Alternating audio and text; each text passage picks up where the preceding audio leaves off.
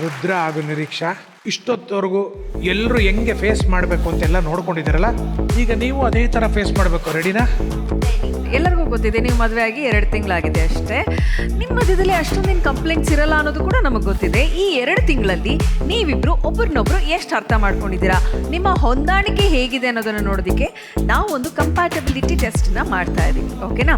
Okay, ಹೊಂದಾಣಿಕೆ ಆಟವನ್ನು ಶುರು ಮಾಡೋಣ. Your time starts now.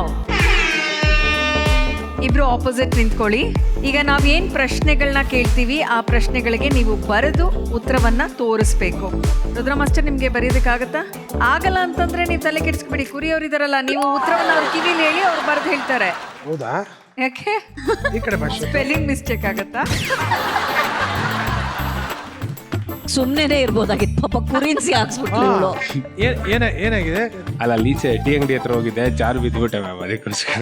ಮಳೆಯಲ್ಲಿ ಅದಕ್ಕೆ ಇಲ್ಲಿ ಕುತ್ಕೊಳ್ಳಿ ಅಂತ ಹೇಳೋದು. ಹೇಳಿ ಸರ್. ಅದು ಅಲ್ಲ, ಬಿದ್ರೆ ಹಿಂಗೆ ಕೈ ಕೊಡ್ತಾರೆ, ನೀನು ಹಿಂಗೆ ಬೆರಳೆ ಹಾಕಿ ಕೊಡಕ್ ಹೋಗಿದೆ. ಅದರಲ್ಲೂ ಡಾನ್ಸ್ ಮೂಮೆಂಟ್ ಅವ್ರದ್ದು. ರುದ್ರ, ಮೊದಲನೆಯ ಪ್ರಶ್ನೆ, ಹನಿಮೂನ್ಗೆ ಎಲ್ಲಿಗೆ ಹೋಗ್ಬೇಕು ಅಂತ ಅನ್ಕೊಂಡಿದ್ರಿ?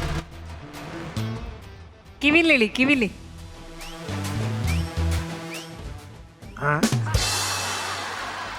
ಅಯ್ಯೋ, ಯಾವ್ದು ಹೇಳಕ್ಕೆ ಕಷ್ಟ ನೀನು ಅದನ್ನ.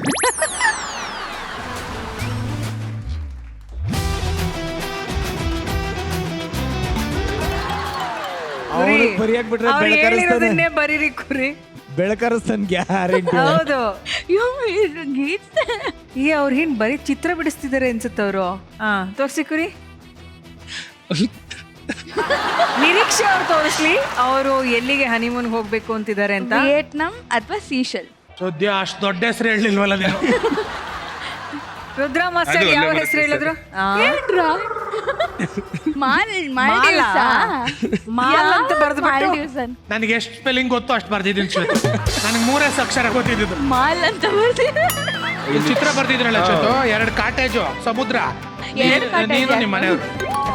ಯಾಕೆ ಆ ಜಾಗಕ್ಕೆ ಹೋಗ್ಬೇಕು ಅಂತ? ಮ್ಯಾಮ್, ಮಾಲ್ಡೀವ್ಸ್ ಅಂತ ನಾವು ಮಾತಾಡ್ಕೊಂಡೇ ಇಲ್ಲ. ಒಟ್ಟಿನಲ್ಲಿ ಮತ್ತೆ ಏನೋ ಹೇಳಿದ್ದಾರೆ. ಅವ್ರಿಗೆ ಬೀಚ್ ಇರೋ ತರ ಹಾ, ಆ ಥರ ಆ ಥರ ತುಂಬಾ ಇಷ್ಟ. ಇಷ್ಟ. ಅವ್ರು ಮಾತಾಡ್ಕೊಂಡೇ ಇಲ್ವ? ನೀನು ಯಾರ ಹತ್ರ ಮಾತಾಡ್ಕೊಂಡಿದ್ದು ಬರ್ಸ್ಬಿಟ್ಟೆ ನಾನು.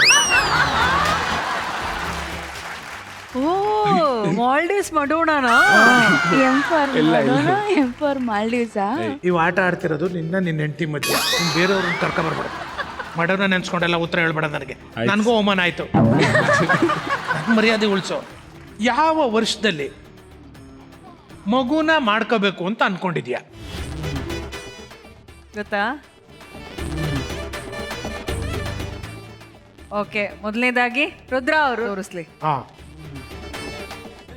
2027 ಅಂದ್ರೆ ಬರೋ ವರ್ಷ. ಇವರು ಕೂಡ 2027 ಅಥವಾ 28 ಅಂತ ಅಲ್ಲೇ ಇದಾರೆ ಇಬ್ರು. ಸೂಪರ್. ಮಗು ಮಾಡ್ಕೊಳ್ಳೋ ವಿಚಾರದಲ್ಲಿ ಮಾತ್ರ ಬಹಳ ಕರೆಕ್ಟ್ ಆಗಿದೆ. ಈಗ ನೆಕ್ಸ್ಟ್ ಮುಂದಿನ ಪ್ರಶ್ನೆ, ಎಷ್ಟು ಮಗು ಮಾಡ್ಕೋಬೇಕು ಅಂತ ಅನ್ಕೊಂಡಿದ್ದೀರಾ? 27, 28ರಲ್ಲಿ.